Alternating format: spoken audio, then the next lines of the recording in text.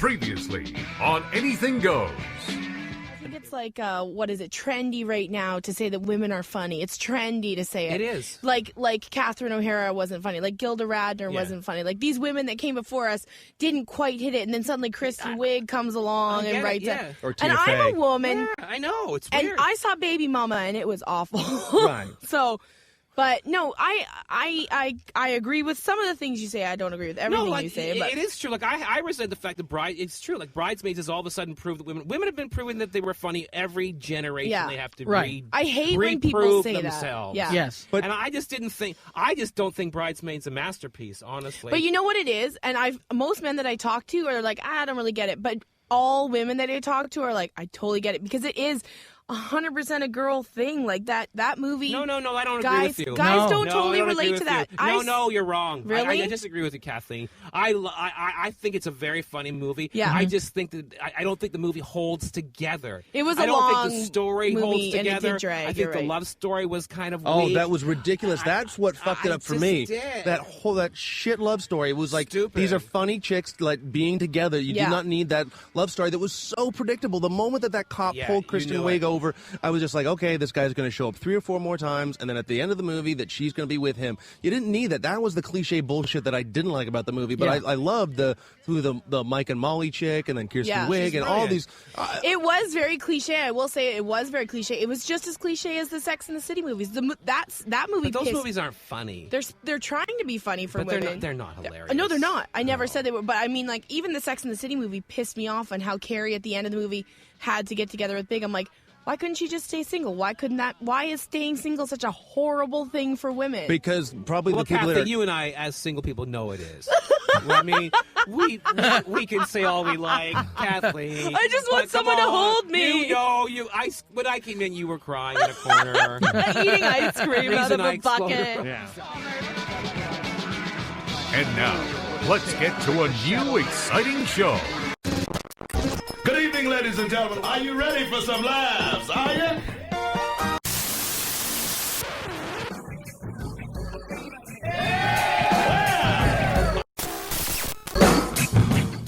Don't touch that dial. It was molested and it brings back horrible memories. This is Anything Goes with Darren Frost, How the fuck am I funny? Dave Martin, What have we got here? A fucking comedian. and Kathleen McGee. And I'll execute every motherfucking last one of you! Can you dig it?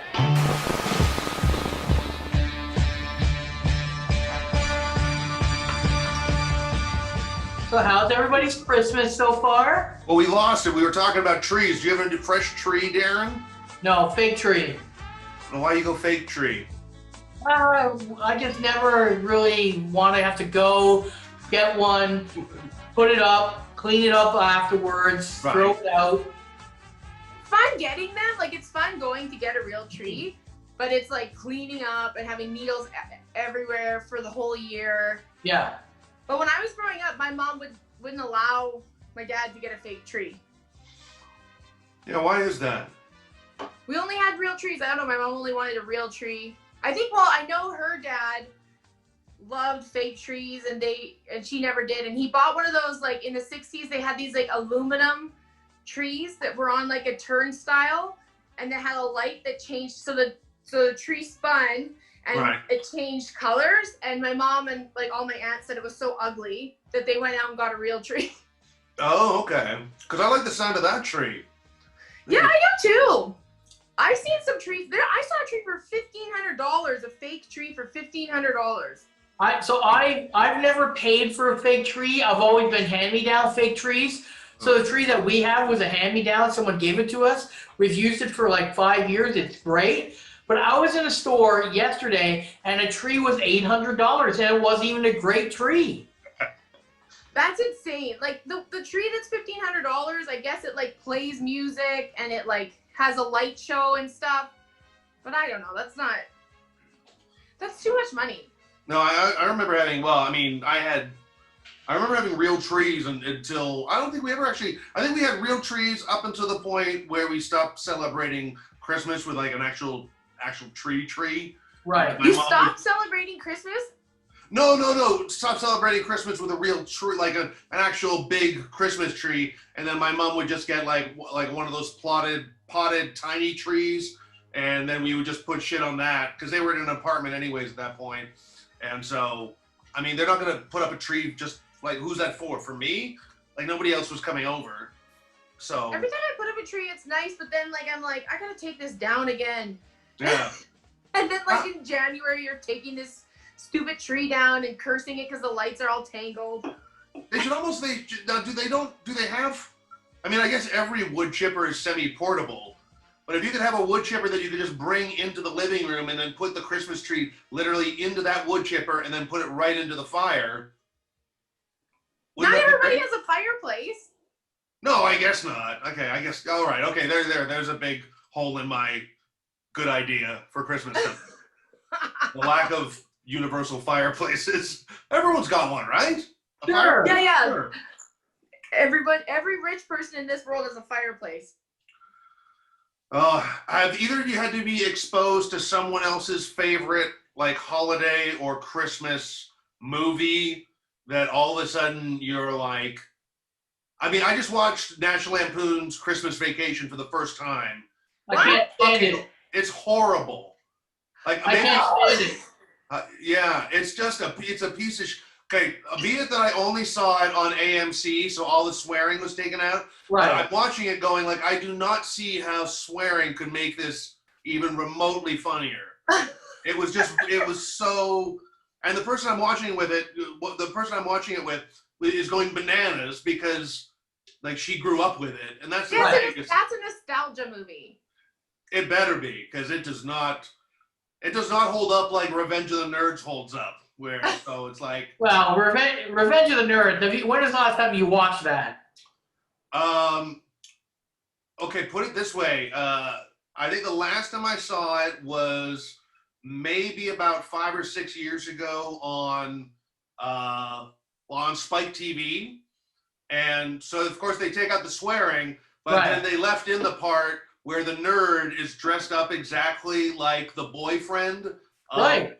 The hot, sexy cheerleader, the one from Delta Phi Kappa, whatever. Yeah. And so somehow the boyfriend in the exact same bear costume or something like that goes off, and then he's the nerd in the exact same costume, steps in, has sex with the college queen. Yes. And then he takes off his mask, and she's perfectly okay with it. She's not in shock at all. She's just like, oh my God. She's more impressed with the fact that how good the nerd was at sex, not the fact that she's just finding out she had sex with a different person.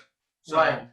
Anyway, that was a bit of a tangent, but it does. Well, I'm watching Die Hard tonight for the first time because I've never seen Die Hard. Right.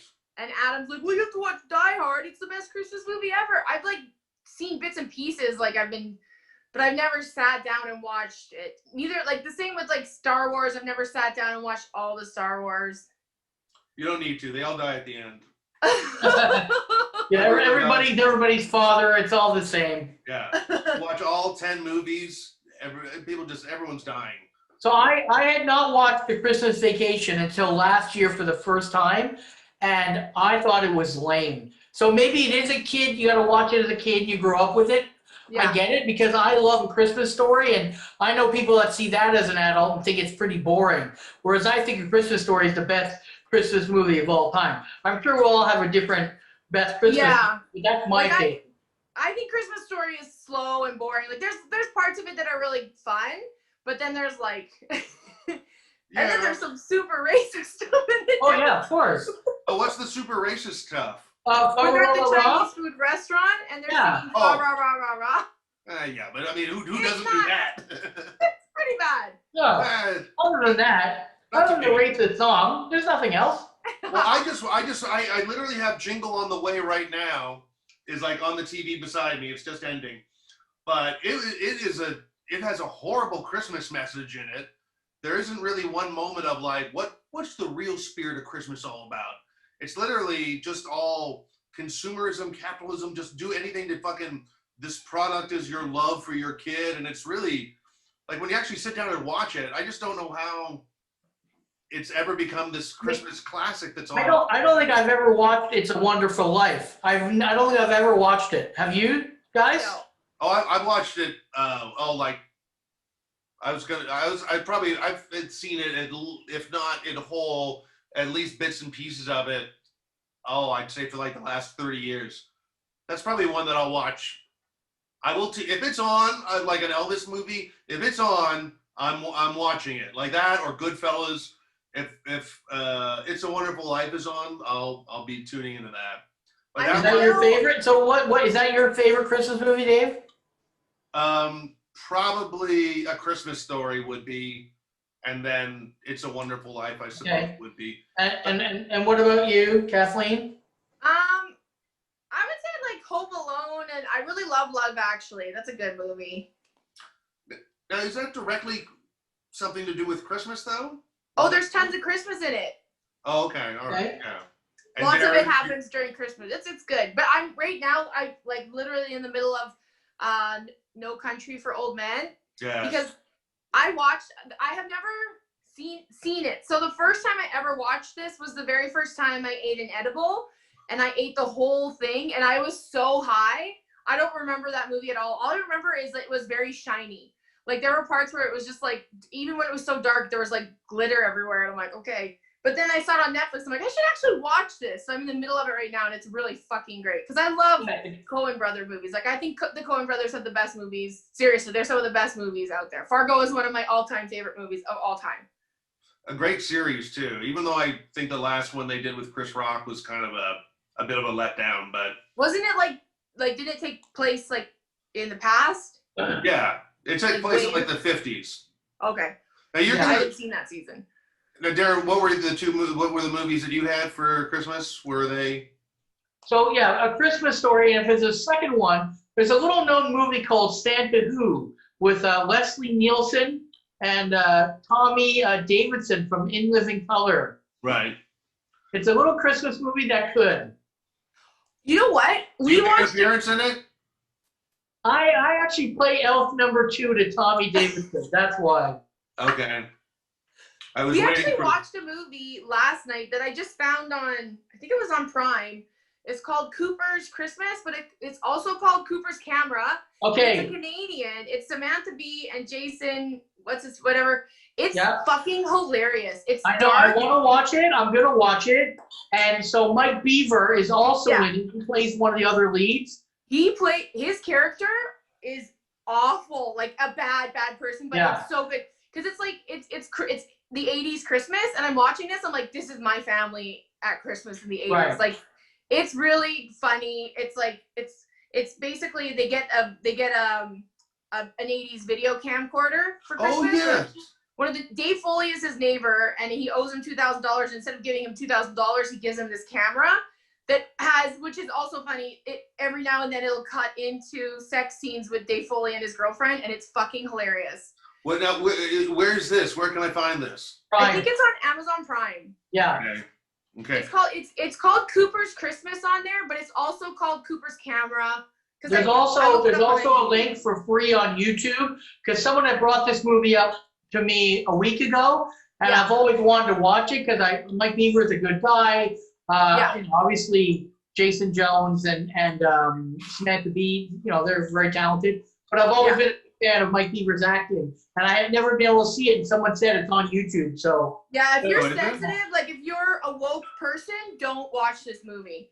Oh well, it was the 80s. Rape jokes. It's got really racist stuff, like from the 80s. Right. I mean, it's really funny though. Like if you watch it with an open mind and you're not like thinking about the world today, you think about what the world was actually like in the 80s, you'll enjoy it. It's pretty good. Well, I'll check it out. I brought up Jingle All the Way because there's one of the guys in it from Revenge. Booger from Revenge of the Nerds makes an appearance in Jingle All the Way. And I guess that's the one where they dress up. Anyways, Arnold Schwarzenegger gets on top of a float at some point, and that's where Booger is. But there's a point when he first shows up, he's like, "Oh, you're late. I was getting worried. I was sweating up here more than a dog in a Korean restaurant." And that was like 92 or something like that. I think that came out. It's like you go back and you watch movies from like 5 years ago, and they have a lot of it's like, "Ooh, that wouldn't fly today." Well, there's that part in one of the Aziz Ansari specials that he did. He brings up that point where in the trailer for the first Hangover movie, it shows a clip of what's his name? Who was that? Bradley Cooper. He picks up like one of the PA system microphones in the hospital, and he goes, "Paging Dr. Faggot, paging Dr. Faggot." Yeah, that word is used liberally in that movie. But he's paging Dr. Faggot, and that's in the trailer. And Aziz Ansari makes the point where he says, that's in the trailer, so that's supposed to tease you to see more of this. Do you like that line? More of this in the movie. It was just well, at least you can look at that and be like, well, we've made a lot of progress then. Now imagine if your name was Dr. Faggot, and then you saw that trailer. You came from a long line of faggots? You know? Jesus Christ. Oh my God. I used to work in a call center, and you'd have to answer the phone with their name would come up, and you'd say Mr. or Mrs. whatever, and there was always what was it? It was like so it came up Dick Licker, like Dick Licker, and I was just like thank you for calling Mr. Dick Licker, and he's like, it's Dick Licker. He'd heard it a million times. And he was just like, no, it's Dick Licker. I'm a Dick Licker.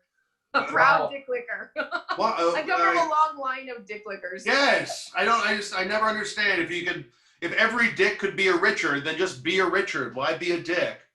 No, his last name was Dick Licker. Oh, okay. I thought his first name wasn't Dick, and then his last name was Licker.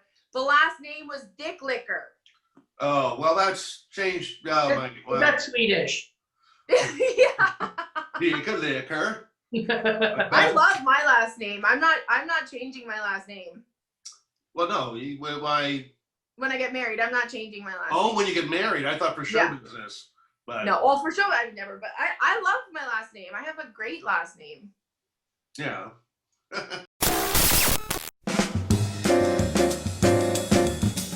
Greetings from Tromaville. I'm Lloyd Kaufman, president of Troma Entertainment and creator of The Toxic Avenger. You know, folks, when we're not making those great movies like Poultrygeist, Night of the Chicken Dead, or Tromeo and Juliet, the Troma team and I kick back and listen to Anything Goes because it's with Darren Frost and it's on XM Laugh Attack. I'm laughing. I'm having a heart attack. Oh no, anything goes. Anything goes with Darren Frost.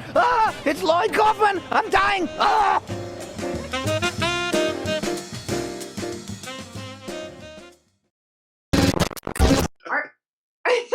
don't know. No, I've never. Did you ever at any point, Darren, think about, or either you, Kathleen, about having a different name for? Never. Never, and it's funny you brought that up, and I'll get into it in a second, but go ahead. I never did, no. I always wanted to keep my name. It's a very basic name. It's pretty easy. Yeah. No, I remember one thing from the Ron Jeremy documentary, Porn Star. I guess he asked his parents, I want to get into this business. And then I guess his dad said, well, okay, you could do whatever you want to do, but maybe don't use our last name, which is Hyatt. So he used his middle name, which is Jeremy.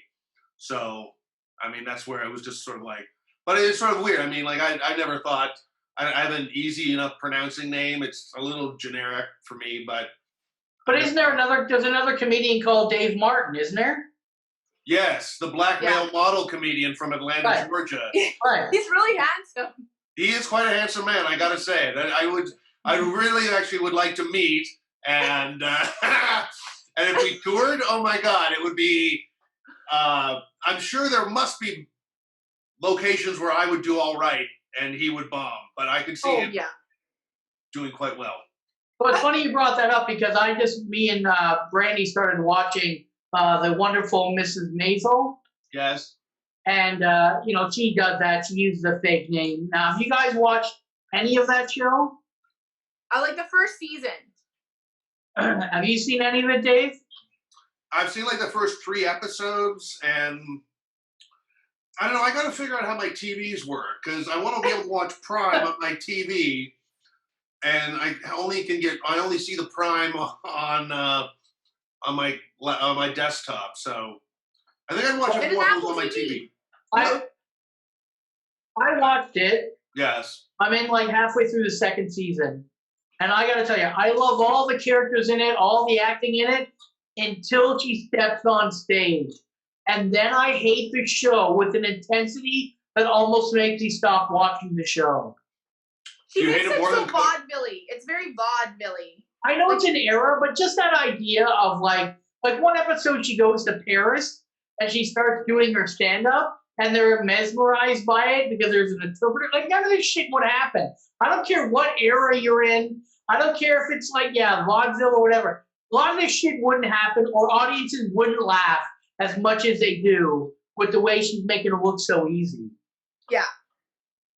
Well, it's supposed to be the career of Joan Rivers, sort of, isn't it? Sort of, is it loosely based on that? Joan, but the person who invented the show, her father was an actual stand-up comic from that era. Right. Well, I mean, most shows, when they do tackle stand-up comedy, the actual stand-up that people do on stage is never very good. Right. It's always, I mean, I've seen people talking about this online, and people are always saying, I think Crashing is a really good. Crashing and the Jim Carrey produced one, I'm Dying Up Here. I haven't seen that yet. That one was good. That one was good. It was only one season, though. They didn't go. No. Did they do one or just two? Or did just they one. They just did one. One. It was very based on the Comedy Store. Yes. Oh, yeah, I think it was complete. Well, it was based on the book, I'm Dying Up Here. And and that's loosely based on the Comedy Store. But I know that, like, there's appearances from, Lenny Bruce shows up in the Marvelous Miss Maisel. Not just shows up. He's a pretty large secondary character. The guy who plays him got an Emmy for Best Supporting Actor. Oh, really? Okay. Yeah. But I think that this is with any career. Like, I know I've heard that firemen hate backdraft because they're like, no, there's no way that's not what it's like. And then nurses hate like Grey's Anatomy. They're like, no, that's not what it's really like. Like, of course, it's not going to be like what it's truly like. Like, it's TV. They're not going to. Well, I also hear too that like police officers really don't like Police Academy because that's. I mean, they watch that movie and they're like, there's no way that these recruits would be. Yeah, I don't think Bobcat got off a ticket in 30 years. Don't worry, Dave. I love the Police Academy movies. Sure. You know what? I remember seeing that first Police Academy movie when I was a kid, and maybe kids are more inquisitive these days, and they're not willing to just let jokes just go over their head like I was. But that scene where where the prostitutes in the podium, and she starts giving him a blowjob. I remember when I was a kid, I had no idea what that joke. I wasn't like, well, I don't get it, but. Whatever, let's just, I mean, I was all a part of the wackiness, but the actual, she's taking his cock and putting his cock in her mouth and giving him a blowjob, and that's what's funny, and he's in front of all these people. I was just like, I don't get this joke. Let's wait for the next one. Dirty one. Remember, Dave, what was the dirty Canadian knockoff of Police Academy? Oh. Like Linda Blair was in it. Night Patrol? Night Patrol. Do you remember that? Yeah, but then there was like another wacky police one too. Oh, jeez. Yeah, maybe I remember Night Patrol. And Night Patrol had a lot more like R-rated comedy and like kind of riskier kind of stuff. Yeah, I still don't even think in a PG comedy they would even do a blowjob like that, joke like that these days. No way. I mean, just the way that Police Academy did it, but. Yeah, but I'll go back and watch movies that were like my favorite when I was a kid, and I'll be like, "Holy shit, that innuendo went woo!" Oh yeah, like, right over my head. Like Adventures in Babysitting, I watched it again. I'm like, "Whoa, this has gotten some jokes." And like Dragnet, there's so many prostitutes, and even Pretty Woman. Oh yeah. Like Pretty Woman was like a fairy tale for me. Like I told my mom I wanted to be a hooker after I saw that movie. Like I really did. And because it made it look so glamorous. Oh, well, I remember. Do you remember in the movie the Monty Python's The Meaning of Life? Yeah. Where the guy's getting chased by the girls that are in the topless roller skating women? Yeah. And then there's this narration But when I was a kid, I remember watching that and was just like, I couldn't believe all these topless, naked women running after this guy, and so I didn't even listen at all to that narration. Of course you didn't. And literally, I think I went to school on the Monday, and some other people had seen the movie, and they were like, "Hey, remember that scene with the gay guy?" And so everyone at school just made up their own narrative because we were so focused in on the naked women running, and it was just like, "Hey, remember that gay guy? And he was running away from those women. Wasn't that funny?" I was like, "Yeah, that's funny, ha ha ha!"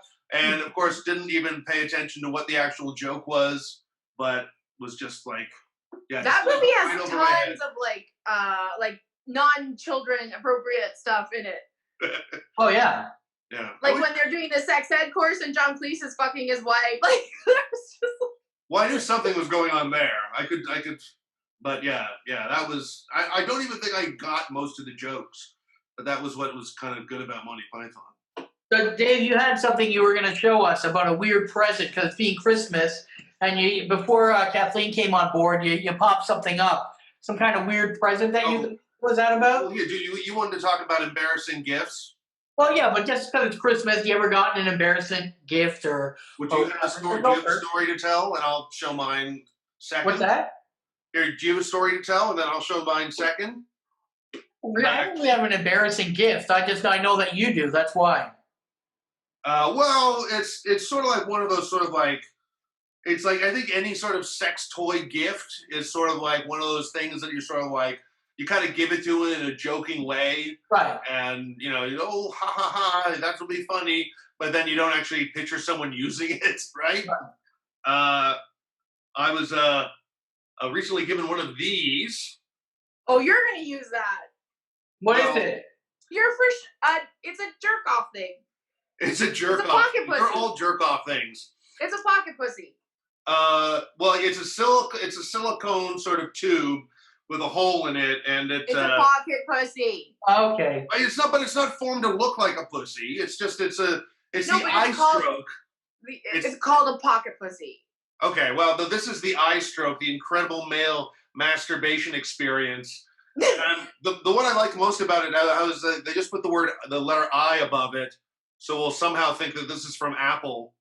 Like at one point, like Steve Jobs poked his head into the R&D department and said, "When are you guys going to make something I can stick my dick in? I got my albums on my iPod. I got my movies on my iPad. Yeah. What am I going to stick my dick in?"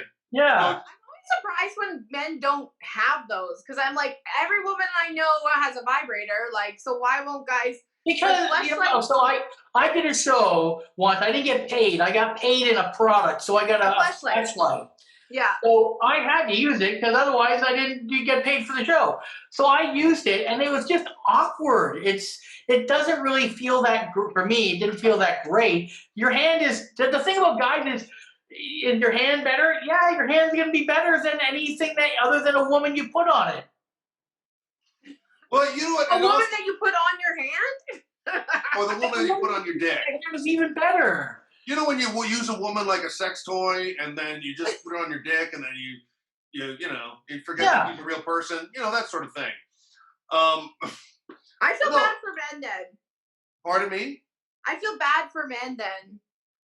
I just think there's also... You're going to use it. You're going to use it. You should review it next week. Yes.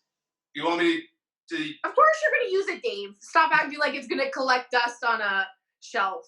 The great thing is you're by yourself, Dave. You don't got to hide it. I had to hide my flashlight. Oh, trust me. I hide all my weird shit anyways. I remember going to that one... what was that? The guy that sort of slept at the Calgary condo and who wasn't supposed to be there, but he was there. Stan? Okay, you didn't need to say his name. Oh, yeah. But I showed up. You can bleep it. I don't bleep anything out. So back when I showed up there, he had his and I was the only one there. He had his laptop open, and then there was a large jar of Vaseline there. Oh my God. And I showed up and I saw it, and the first thing I thought was, I hide that and I live alone. So it's like, I mean, that was always fun being a female comedian by yourself, being told, "Oh, you have to stay with Stan Thompson or Lauren Morgenstern because they're living here." Well, great. Yeah, this is great. That's going to be a really great time. I don't know if that. Anyways, I don't want to. That's we're going down a weird road if we get into that. But I like and all of these people are sort of have copywriters that have to do have to write on the back of these boxes. And this one is this stroker features multiple suction chambers and are sure to thrill any man. I mean, you can blow on a guy's dick and it'll thrill him. Well, I mean, what does it take to thrill a man? That's the thing. It's like it's the biggest cliche, but it's the truth. Well, what if you want your sex toys to scream? I'll call the police. But feel the next best. And I love this. Feel the next best thing to a hand job while watching the action through the translucent TPE material. Which I don't know why that's going to be like, ooh, look at because then you can see your dick inside of it. That's going to be a thrill. And how is that a thrill though? I mean, see, when I used it, my flashlight was so big, it was like I was jacking off with a Kerplunk. Remember the game Kerplunk? That's what it was like for me. It was like jacking myself off with Kerplunk, but I left the sticks in. That's because I'm a narcissist. To keep your balls in. To keep your balls in. Yeah. There's a new toy that's for ladies. Maybe, Darren, you might want to get one for Brandy for Christmas. It's called the Womanizer. And it's like, it apparently goes like, it's like, it looks like a round and it's got a little knob on it and it goes right on your clit. I bought you have it. You have it? Okay. Yeah. Does she love it? Yes. Because I bought a cheap version of it and it sucks. Like, it's terrible. So this is like, and then I've heard from other girls, like, they're like, no, you have to actually spend the money and get the actual womanizer. Right. So now I want a womanizer because every girl I've been talking to about them, they say it's like the best thing ever. And and they're small, so you can take them with you places. Yeah, it's really small. It's only like this big. Like. Okay, hold your hands up, Darren. We don't know what. No, I'm not gonna do that again. Okay, I love that, Darren. I love that you use sex toys with your wife. Good for you. Oh yeah, for sure. Well, but are they? They're hidden, right? They're not like. Yes, they're hidden. No, my son, one of my sons saw my flashlight. I had to tell him it's a tube for the gerbil we bought him for Christmas.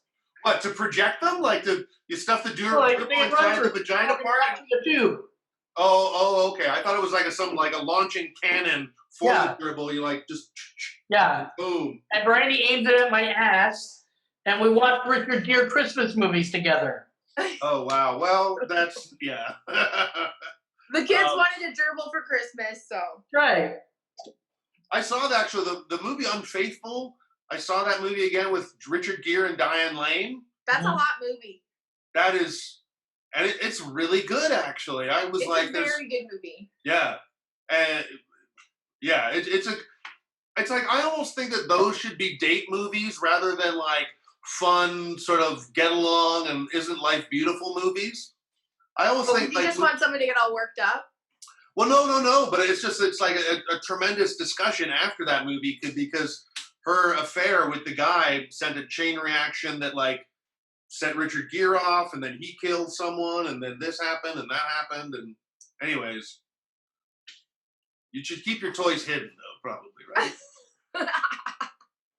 I don't understand people who don't use them personally. I don't understand that either. Well, I don't get it. Like someone actually came up to me when I was talking about I've done the fleshlight thing on stage, and I have a little bit about it. But they're like, "Aren't you embarrassed?" I'm like, "Embarrassed? Have you not heard what I normally talk about? This is the most vanilla stuff of my act." Yeah, I think you should be embarrassed if you don't at least try toys in the room. Because I'm sorry, I've never met a dick that vibrates. I never have. Right. So it's just like. I just find it such a turn off when a guy's like, "You want to use a toy? Am I not good enough for you?" I'm like, well, now you're not. Like,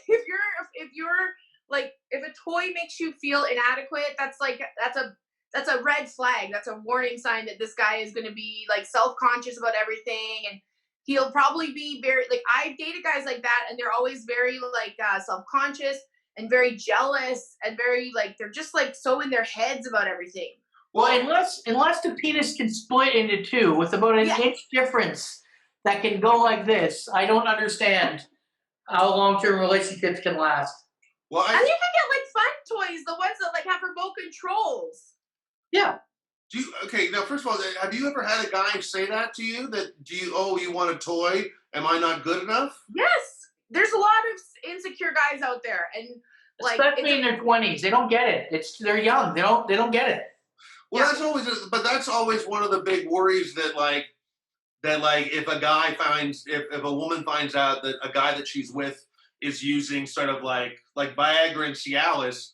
It's like a woman will often be like, "Oh my God, am I not good enough? Why do you have to introduce all Well, these?" then that's an insecure woman. Like that's ridiculous. Like, I agree it with happens that. so much. Dudes sometimes can't get a boner. Sometimes they never ever come. And if you are like, "Well, it's all my fault," then why is that guy fucking you? If you think that, I don't know. I think sometimes both men and women have to realize that when it comes to the bedroom, there is a whole lot more going on in a guy and a man and a woman's head than just you at that one moment. So if a girl needs a toy to push her over the edge, go for it. And if a guy needs to take something to get a little bit bigger than normal, then go for it. And at the end of the day, too, it's like, what's worse? Like having a guy being frustrated that he can't perform, or him just taking something and you being like, well, at least I'm getting fucking plowed. I mean, yeah, but nothing's like, I'm not a girl, but it's got to be terrible if Jeremy Jackhammer's not doing it, then you got to do something to make sure it happens. Yeah, like there's nothing wrong with taking medication. I don't think there's I took a Viagra once, and it was great. It works for ladies too. Oh, really? Like just yeah, my dick stands right up. No, but I mean, like, do you get engorged? Do you just does your clit get a boner? Oh, you get it's way easier to come. It's way easier to come. Oh, really? Okay, I didn't know that. Yeah, I took it once like a few years ago, but yeah. And okay, all right. Did it meet your expectations, or did you have no expectations? Or it went above and beyond my expectations. I didn't think it was going to do anything. Oh. Yeah. Well. And why did you take it? Like, had you heard that other women had done it, and that's why? Yeah, I'd heard, and then I had a friend with benefits that took it, and so I was like, "Can I have one?" And so I did, and it was amazing. It was great. I don't know if it's bad for you, so don't take my advice. Like right. Well, it is a heart medication, and Darren, you remember Paul Smith? Yes. Paul Smith was one of the guys that actually had to take Viagra for his genuine heart medication. And so he just had boner all the time. Well, there was a couple. I forget who told me the story about him going to the office, and maybe it was like Shannon mentioned a story about bumping into Paul, and Paul just saying, "Listen, I'm taking this medication, so these things happen." But yeah, I mean, it's a blood flowing medication. Right. So. I think if the technology is there, use it. Well, you'll have a shittier time sort of telling patting a guy on the back and saying, "Don't worry, it happens to a lot of guys." But yeah, technology makes everything better anytime. But the problem is we're all repressed, and when people start talking about sex in any kind of way, shape, or form, adding technology or anything to it, when I'm not enough or good enough, it becomes a problem for some. That's just the way it is. So, Darren, have you been pegged? No. What about on your deathbed? Are you going to get pegged on your deathbed? Yes. Just to be like someone's going to do, and then you're going to be like, "Oh, the years I could have been getting pegged." Yes. Just so I can die hating myself even more. All that lost opportunity, Dave. Yeah. Have you been pegged, Dave? No, and that's not going to happen. I always like whenever a guy's like, "Can I put it in your ass?" I'm like, "Only if I can put it in your ass too." I don't like butt stuff, so I don't unless I can shove something up your ass. You're not putting anything up my butt. Okay, well, I don't know why I think that a woman's poop hole is different from any poop hole, but it's no different. Yeah, I know it's no different, but a woman's poop hole only is different because it smells like roses. Well, there you go. That's a big difference. It's kind of awkward that you call it poop hole, Dave. I don't know about you, but yeah, if you call it a poop hole, you're not mature enough to have anal sex. Yeah. Maybe kids are watching. I don't know. Yeah. I just got to go to the potty. I just got to go potty, come back, and put it in your poop hole. But I'm not big on putting things in girlfriends' poop holes. Good. Okay. I'm just. I literally like have nothing against people that enjoy it. That's fine. But I personally am not a fan, and It's like the Dominican Republic, you know, and Haiti. You know, it's like right over here you have the vaginal paradise of the Dominican Republic, and then you got a big fence over here like fucking Haiti. And you just called Haiti a butthole. Yeah. Okay. Well, I'm just metaphorically a butthole. But so it's like the butthole's looking over at the vagina, going like, just stay. Why can't we have that over there? And I'm like, sorry, you're a butthole. Yeah. Haiti's just a poop hole. That's all Haiti is. Whenever I always feel like saying, "Oh, I'll just give you a really tight hand job if that's what you want." I'll just like grip it real hard. And then fart in his face afterwards. Yeah. Did you ever see that porn star, the Fart Hammer? No. No. Okay, I've seen one of his videos. Well, you guess what? Okay. It's always the best when you're having a conversation with somebody and then they're like, "Have you ever seen that?" And everyone else is like, "No, I've never even Googled that." Oh, good. Well, I've never seen it either. Sure. What is it, Dave? Oh, you know, it's just a guy and he fucks some chick, and then at the end when he comes, he also farts. But he farts in her face, and I guess that's somehow a guy's supposed to enjoy that. But I've never seen See, that's the thing about any kind of porn. There's so many little rabbit holes of whatever you like, someone's got a video for you to dig for it. So, hey, that gets people off, whatever. Well, I'm a big believer on that you should have the fetish before you go to the site. It's like you just shouldn't be just... Shouldn't fall into that? Yeah, you just shouldn't be just like, oh my God, I never thought this was something. But then... But then if you never had that, none of it would ever get done because it would have been all vanilla sex your whole life. What's that movie with the guy? Is it Dickie Roberts or is that the child? Is that the porn star one? No, Dickie Roberts is the actual movie. But what's the one with Nick? What's his name? Fuck. He's like always in Sandler movies. David Spade. Oh no. Nick Swartzen. Yeah. Bucky Larson. Bucky Larson. Yeah. Okay. Bucky Larson is a terrible, terrible movie, but it has one scene in it that I'll go and watch 100 million times because he like walks into a sex store and there's like a sex toy doll with like a gimp mask, I think, on, and the doll just goes, "Fart in my mouth, fart in my mouth," and I die. That movie is so bad, but that one's is worth watching the movie. To me, you know what's really weird? Like we've all been in sex stores. When someone will buy, if you want to buy a pocket pussy, that's one thing. But when it's like a branded one and it's like $600, oh yeah, I'm like, because they want to feel the actual porn star's because it's molded to their vagina. Yeah, but it's still just plastic and the male porn stars that get the dildos made exactly like, you know, Rocco Siffredi or some other guy. I guarantee that market's not the same as the pocket pussy. Oh yeah. Do you think anyone goes down on their pocket pussy if it's like a famous porn star? Well, they throw some sour cream in there and they go to town. It's not like they pour a mold inside of her vagina. It's just her outside labia that it looks like, I think. Like, so it's not like, oh, this must be what it feels like, because she could have a real loosey-goosey, like... Right. Oh, but I'm able to recognize a couple of just vaginas from the 80s. Like, Amber Lynn had a very distinctive vagina. It was like a bat. It sort of like flew up like that. Like that something. Hey there, this is Dave Hemstad. You are listening to Anything Goes with Darren Frost and Dave Martin on Sirius XM.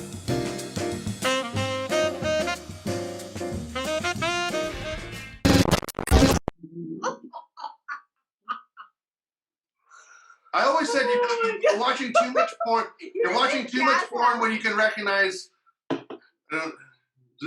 Is it like the Schoolhouse? It's like that, or? Okay.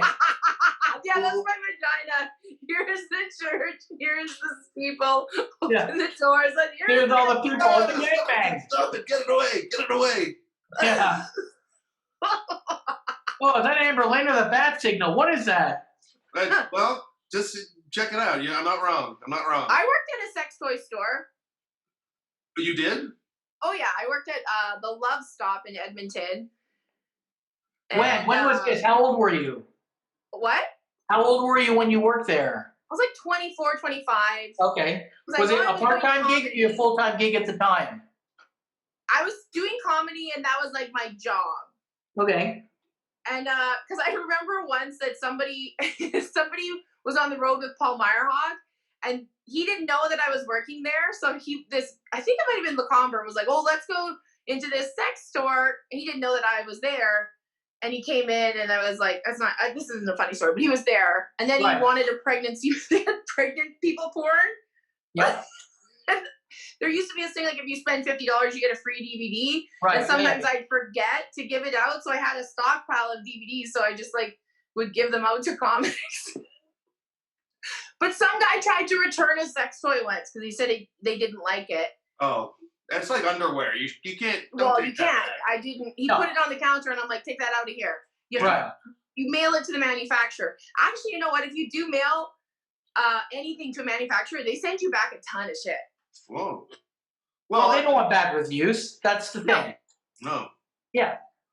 I worked at a porn video store for about 3 days.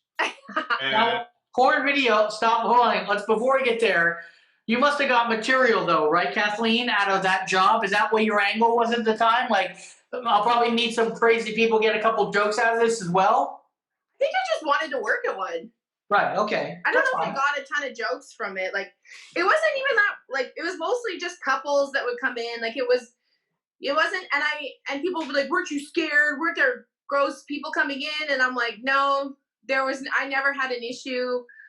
I don't know. It was a pretty boring job, actually. But was there ever a time where someone comes in? Because when you work in these places, because I've been to them, and I've been with Brandy, and we want to have you ever used, you always ask the staff, have you used this, that kind of thing? Did you have to use a lot of these products, or you just had your own experiences, and then just sometimes did you lie and say, oh, it's a great product? I didn't have to use them, but I did. Right. But yeah, no, I don't know. I just like, I don't know. It's like it's kind of like going to a swingers club, right? Like it's like at first it's like, ooh, this is crazy, but then after a while you're like just talking about the weather. Yeah, it becomes normalized. Yeah. Yeah, I mean, when I worked at the porn video store for 3 days, it was just like, by the third day, it was just like working at a video store. Yeah. Just the clientele were just. Was it just videos, Dave, or did they have booths in the back? They at one point they had booths, but they just set up like 3 laptop computers, and so this was like around 96 or so. So I don't know where. And then you could get CD-ROMs with like porn on them, but there weren't DVDs yet. Everything was still VHS, and they also had dildos and magazines, and I had to do stock on those, which was weird, but fine. It's just stock at a certain point, but yeah, it desensitizes you. The thrill goes away pretty quick. Like, I've never done that booth thing. I've never been in one. I've never seen one. Oh. I went in Montreal. Andrew Iwanek and I were walking around, and we went into a peep show place. Like, we went down the stairs, and there's all these like little booths, and it smells like chlorine. And I'm like, we gotta get out of here. Like, I was like, I don't want to stay here. We gotta get out. We gotta leave. But Andrew's like, I want to go in one. I'm like, I'm not going in one. Right. I saw them, but I never went in one. There was actually a place in Edmonton downtown. It was called Times Square Magazines or whatever, and it was a porn store, and they had 25-cent peep shows. Yeah. And when I started working at the Love Stop, I told my brother and my sister-in-law, and one night I get a phone call, and it's my sister-in-law. She's like, where are you? And I'm like, I'm at work. And she's like, well, I just went into your work and you weren't there and it's really gross in there. And I was like, what are you talking about? She's like, I'm at your work on 97th Street, because mine was 97th Street and the Yellowhead, which is like blocks away. And then, she thought I was working at the Times Square magazine store, which was the nastiest place. It's in the inner city of Edmonton. I'm like, I can't believe you thought I was working there. I never even had ever been in there, but she went in there because she thought I was there. Yeah. And you've never been in one of those booths, Darren? No, I never. I would love to just check it out, like just to see it, because I've heard so many things and so many movies make references to it and how seedy it is and all that. I've never done it. Have you? There was one. There was a place around Yonge and Dundas. I think maybe one door up from Zanzibar, Right. And it was like a porn play. And then you could go. There was like a hallway, and there were like basically each booth was like the size of a bathroom, like a men's bathroom stall, and there would be a TV. And there would be like 5 buttons on the side, and you'd put a quarter in, and it would play for maybe, I don't know, like 4 minutes or something like that. And if you didn't like the scene, you could press one of the buttons, and then it would switch to something else. And so these things like didn't lap dances kind of like take over for that? Like, were lap dances a thing before peep show? Like, when did lap dances become? I think no, peep shows have always been around. I think peep shows are just like, you want to go. But you're talking about watching movies. I'm talking about when the door opens and it's and there's a girl. Yeah. I went to one of those when Aaron Berg and I went down to New York, and in this big sort of adult video store, they had these booths in the middle, and it was sort of like, like a confessional at church. Yeah. Like the woman was in here, and she had her own private door to get the fuck out of there if she needed to. But then the guy could go into this part. And then there was just sort of like a plexiglass thing. And it was something like, I think for $10, you'd be just kind of watching her masturbate. And then I think the more money then she would do more stuff. But I think I had a joke that I was always like, man, if you wouldn't want to get there at the beginning of her shift, because you wouldn't want to be there at the end of the 5 o'clock, like at the 11th hour when she's just about to get off work. Yeah, and it's hard to look through that plexiglass when it looks like scrambled porn at the end of the night. Yeah, or you have like one of the squeegee kids runs in and then wipes it down. But then I think it's crazy that men used to go and watch porn in a theater together. Like, I know. In Vancouver, there's a venue. In Vancouver, there's a venue called the Fox Theater, and it used to be a porn theater. You can find the pictures online. It's if you look up Vancouver Fox Theater pre-renovation. Right. And they took a bunch of pictures, and there's like the seats had jizz on the back of them. Like, It was nasty in there. But like, I can't imagine like men used to sit in a room and masturbate together. Not that long ago either. You had nowhere else to go. You had nowhere else to go. You had to go somewhere. Yeah. If it was a busy day, you needed to get things going. Or even if they, think of it in terms of if you're married or you have a family. You can't go home and have your own area. That's where a lot of it, I think, happened. Yeah.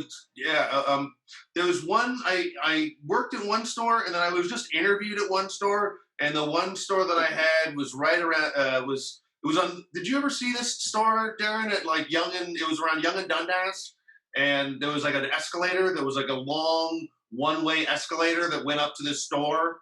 I think it might have been a record store at one point, but it was on the top floor. Okay. It had videos in the front, and it had these booths in the back. And I remember when the guy was interviewing me about the booths, and he said that, they don't work on a change system. You have to get tokens, which was kind of weird. But then at one point, I remember him saying, we got those booths back there, and, everyone's really polite. Don't worry about it. And don't worry, we got a separate team that comes up and cleans up all the floor of all the weird jizz and fluid. What a terrible job! That was somebody's job. Well, I remember in that there was in my head I was thinking during that interview when he said, "Oh no, we got a separate team that comes in and does that." I was sort of like, I wonder if anyone has ever walked out of the interview at that point. If someone was just like, "What? I don't get to clean up the cum? I'm out of here." Fuck this shit. I quit a job if I had to clean up. If somebody puked and they made me clean it up, I'd leave. I'd quit right then and there. Yeah, well, I won't do that. I don't clean up puke. No. There was a theater in Toronto at the Metro Theater, and it advertised itself as a porno theater for the longest time, even into the late 90s. I think even in 99. Wait a minute, yeah, it would have been 99, 98. It was still a porn theater. And I remember my friend and I got at the back of the Toronto Sun. You could get coupons to get go in for $5.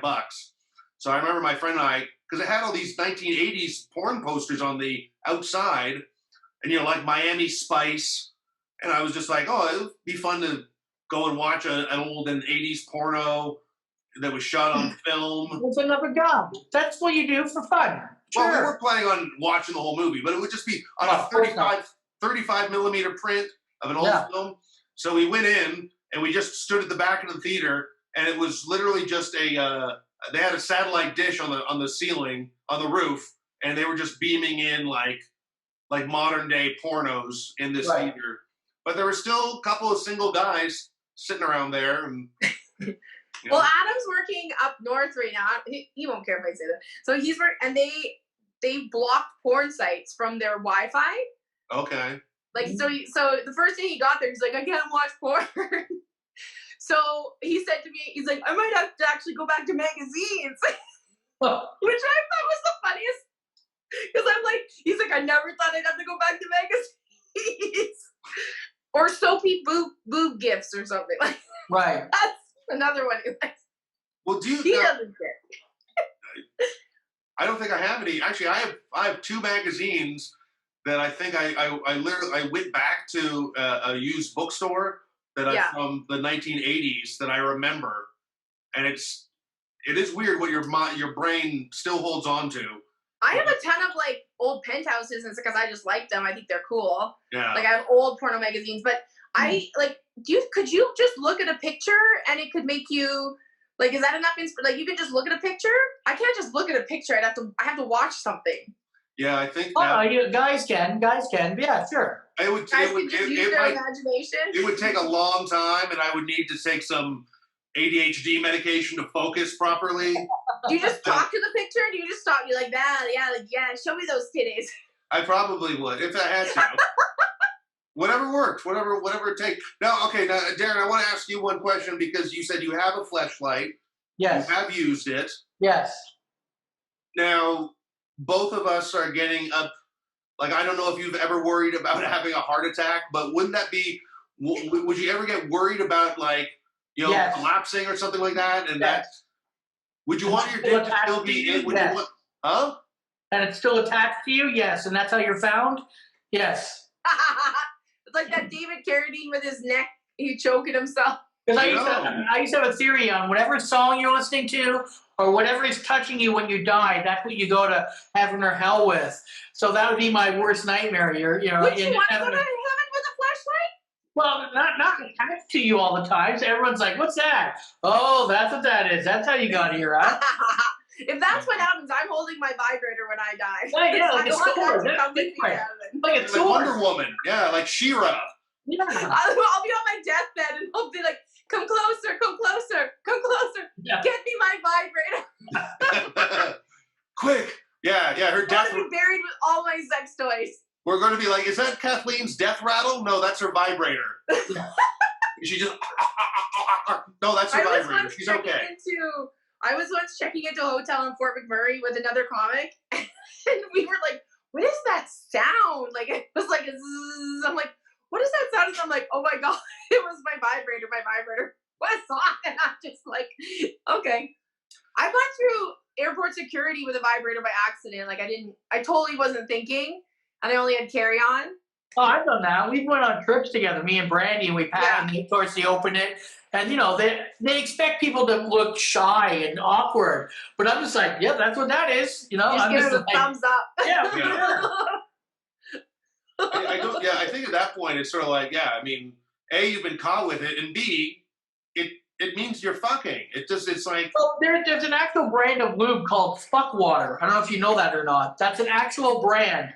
So I always used to, as a joke, I would always travel through an airport. I'd bring lube on the road anyways, but I would always make sure I brought the one that's called Fuck Water because they would always find it in my bag, look at it, then look at me, and I'm like, yeah, that's what it is.